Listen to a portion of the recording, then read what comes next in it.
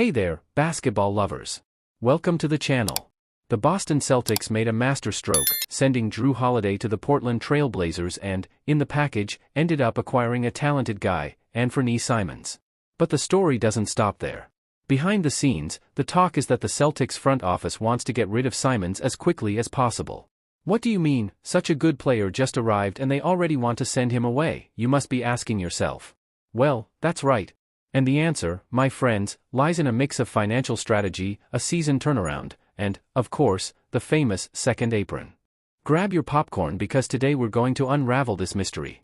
The first and main reason for this rush to trade Simons is purely and simply money. ANFERNEE Simons is in the final year of a hefty $100 million contract, and in the 2025-26 season alone, he's set to cost the Celtics $27.7 million. Here's what's happening. The NBA has the famous luxury tax, a penalty for teams that spend too much. And above that, there's something even worse for franchises, the dreaded second apron, the second salary cap limit. If a team crosses this threshold, the penalties are brutal, massive financial fines and, even worse, restrictions that tie the hands of the front office in future signings and trades.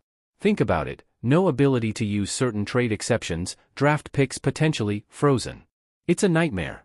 The Celtics, with the arrivals of Jrue Holiday and Kristaps Porzingis, have already juggled things to try and cut costs and stay away from this financial abyss. And ANFERNEE Simons, with his high contract, has become the piece they need to move to breathe easier.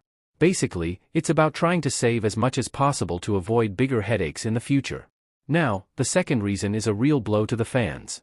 With Jason Tatum's injury, yes, the Achilles tendon rupture that will keep him out for the entire next season, the Celtics' outlook has completely changed. Without Tatum, the Celtics are no longer a title contender. And in a scenario like this, a strategy can become quite appealing, pseudo-tanking. For those who don't know, tanking means intentionally losing games to secure a higher pick in the next draft. And here's the irony, ANFERNEE Simons is a great scorer, averaging over 19 points per game in the last 3 seasons. He's explosive. But this scoring ability could, in fact, disrupt a tanking effort by making the team win more games than desired. It sounds crazy, but in basketball, sometimes losing is winning.